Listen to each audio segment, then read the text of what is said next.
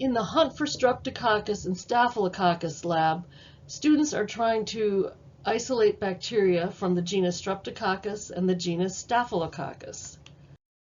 Some Streptococcus are part of our normal flora and live in our mouths. Here you can see a list of a few of the members of the genus Streptococcus. Strep mutans is found in our mouths and contributes to tooth decay. Strep pyogenes and Strep pneumoniae are potentially pathogenic. Strep pyogenes is the bacteria that causes strep throat, and Strep pneumoniae, as you can guess, causes pneumonia. Bacteria from the genus Staphylococcus live on our skin and in our nose. If you think about Staph epidermidis, right, it lives on the epidermis of our skin. And Staph aureus, 30 to 50% of American adults carry Staph aureus in their nose, where it does no harm at all. So students swabbed their mouths and they grew that on blood agar, hoping to isolate Streptococcus, and students swabbed their noses and grew that on mannitol salt agar, hoping to isolate Staphylococcus. So here's some important information about these two agars. So blood agar is enriched and differential. The sheep blood that we add to this agar is a rich source of nutrients, and that enrichment encourages the growth of organisms. So blood agar is enriched, but it's also differential. That is, it divides things into groups, right? Differentiates, helps tell the difference between.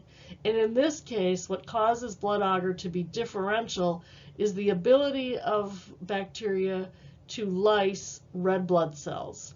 There's three types of lysis or hemolysis. The first is considered non-hemolytic or gamma hemolysis, so the bacteria doesn't lyse or break down red blood cells. The second type of hemolysis is called alpha hemolysis, and that's a partial hemolysis. So there's some breakdown of the red blood cells, but not complete breakdown. And in that case, you get a slight yellowing and a greenish cast or a greenish tint to the media. And then finally, beta hemolysis. Some bacteria can completely break down and lyse those red blood cells. Strep pyogenes is one bacteria in the genus Streptococcus that is beta hemolytic. So enriched and differential. Then the Staphylococcus we grow on mannitol salt agar. This agar is differential and selective. So in this case, it's selective means that it's selecting for a certain kind of bacteria and inhibiting others. And in mannitol salt agar, it contains high salt content. That inhibits the growth of most bacteria, but the genus Staphylococcus doesn't mind that high salt at all. Think about Staph epi living on your salty, sweaty skin. So it's selective in that it inhibits the growth of most bacteria, but the genus Staphylococcus will grow on mannitol salt. It's differential in that what does grow, you can differentiate or tell them apart, right? Breaks down the bacteria into two different groups. What's differential about this is the ability to ferment mannitol. So just like in our other carbohydrate fermentation, the pH indicator was phenol red. So phenol red is part of this media. If the bacteria can ferment mannitol, we get that drop in pH and then a color change to yellow. Staph aureus can ferment mannitol. So Staph aureus growing on mannitol salt will change the media to yellow. Staph epidermidis cannot ferment mannitol and the media stays pink. So in the lab, how did the students determine whether or not they had isolated Streptococcus? They took colonies growing on that blood agar, so they'd swab their mouths, grew that on blood agar. They did a gram stain looking for that classic Streptococcus appearance, so gram-positive cocci arranged in chains. They also looked at hemolysis, and then they looked at catalase activity. The bacteria in the genus Streptococcus are catalase negative. So besides taking a colony and doing a gram stain, they also took a colony and did a catalase test to see if it was positive or negative. And in order to determine whether they had isolated Staphylococcus, the same sort of thing. They took that mannitol salt plate, which they had swabbed their nose and grew that on mannitol salt. They picked colonies from that plate, did a gram stain looking for that classic Staphylococcus gram stain and arrangement, so gram-positive cocci arranged in clusters. Colony color is also useful in identifying Staphylococcus.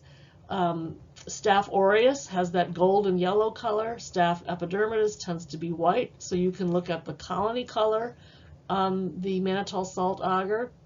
And also catalase activity again. So this is a big difference between the genus Streptococcus and Staphylococcus. The Staphylococcus are catalase positive. So students took a colony, did the gram reaction, and then they also did a catalase test. So if they have the proper gram stain appearance as well as catalase positive, they could identify that yes, they had isolated Staphylococcus, and then based on the fermentation of mannitol, determine whether or not they may have isolated Staph aureus or possibly Staph epidermidis. But most important for you, we are looking for what does your pet do on these two different bacteria. So I put your different bacteria on blood agar, and we're looking for the hemolytic capabilities. And then, of course, I also grew your pets on mannitol salt agar. So here's some examples of beta hemolysis. On the left, Staph aureus is beta hemolytic. So you can see it cleared the red blood cells around that colony.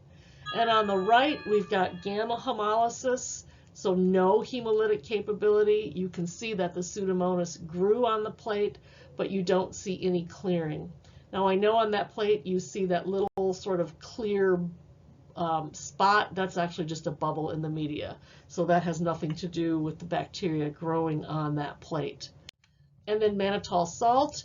Here's our Staph aureus on the left, fermenting that mannitol, so we get that nice color change to yellow. I put the example of Pseudomonas aeruginosa again for the mannitol salt. It didn't even grow, and we wouldn't expect it to. It's a Pseudomonas, it's not Staphylococcus, so no growth. And of course, if there's no growth, there's no mannitol fermentation. I've posted photos of your individual bacteria. You can find them in the blood agar and mannitol salt agar folders on the Moodle page. And don't hesitate to reach out to me if you have any questions about this.